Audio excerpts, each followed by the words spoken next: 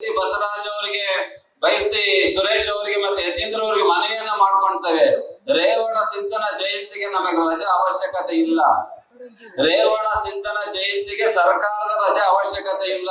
ಆದ್ರೆ ಸರ್ಕಾರದ ಮಟ್ಟದಲ್ಲಿ ರೇವಣ ಸಿದ್ಧನ ಜಯಂತಿ ಆಚರಣೆ ಆಗಬೇಕು ಅನ್ನುವಂಥದ್ದನ್ನು ಕೂಡ ನಾನು ಈ ಮೂಲಕ ಕನಕದಾಸರಿಗೆ ಸರ್ಕಾರಕ್ಕೆ ಮನವಿಯನ್ನ ಮಾಡ್ಕೊಳ್ತೇನೆ ಅನ್ನುವಂತಹ ಮಾತನ್ನ ಈ ಸಂದರ್ಭದಲ್ಲಿ ಹೇಳಿ, ಇವತ್ತು ಏಪ್ರಿಲ್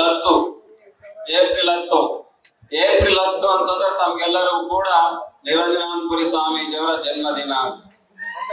ನಾವು ನಮ್ಮ ಜೀವನದಲ್ಲಿ ಇವತ್ತು ನಿನ್ನೆ ರಾತ್ರಿ 12 ಗಂಟೆಗೆ 49 ಮುಗಿಸಿ ಇವತ್ತು ಹಾಫ್ ಸೆಂಚುರಿ ಹೊಡೆಯಿತು. ಇದುವರೆಗೂ ನಿಮ್ಮೆಲ್ಲರ ಪ್ರೀತಿ ಭಕ್ತಿಯಿಂದ ಭಾವದಿಂದ ಅನ್ಯೋನ್ಯ ಭಾವನೆಯಿಂದ ಈ ಶರೀರ ಗಟ್ಟಿಮುಟ್ಟಾಗಿ ಇನ್ನು ಅಕ್ಕಿ ಕಾಳು ಕೂಡ ಇದೆ. ಸುಮಾರು 10 ಗಂಟೆಯಿಂದ 12:30 ತನಕ ರಾವ್ ಕಾಲ ಇತ್ತು. ಅದಕ್ಕೋಸ್ಕರ ನಾವು ಎಲ್ಲರೂ ಕೂಡ ಕಾಯ್ತಾ ಇದೀವಿ.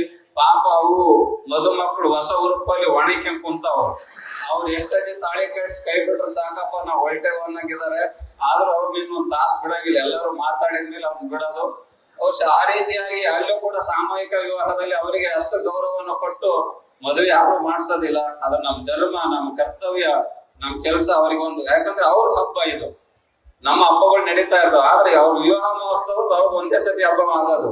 ಹಾಗೆ ಅವ್ರ ಹಬ್ಬನ ಚೆನ್ನಾಗಿ ಮಾಡೋಣ, ಅವ್ರನ್ನ ಚೆನ್ನಾಗಿ ತೋರ್ಸೋಣ ಅನ್ನುವಂತಹ ದೃಷ್ಟಿಯಲ್ಲಿ ಅವ್ರನ್ನೆಲ್ಲರನ್ನ ಹಿಡಿದು ಕುಂದಿರಿಸಿದ್ವಿ. ಅವರು ಕೂಡ ಬೇಸರ ಆಗಬೇಡಿ, ಒಂದಿಷ್ಟು ಸಹಕಾರವನ್ನ ಮಾಡಿ ಅನ್ನುವಂತಹ ಮಾತನ್ನ ಹೇಳಿ, ಪ್ರಾಸ್ತಾವಿಕ ನುಡಿ ಆದ್ಮೇಲೆ ಒಂದಿಷ್ಟು ರೇವಣ ಸಿದ್ಧನ ಜಯಂತಿಯನ್ನ ಮಂತ್ರಗಳನ್ನು ಹೇಳಿ ಪುಷ್ಪಾರ್ಚನೆಯನ್ನ ಮಾಡ್ತೇವೆ.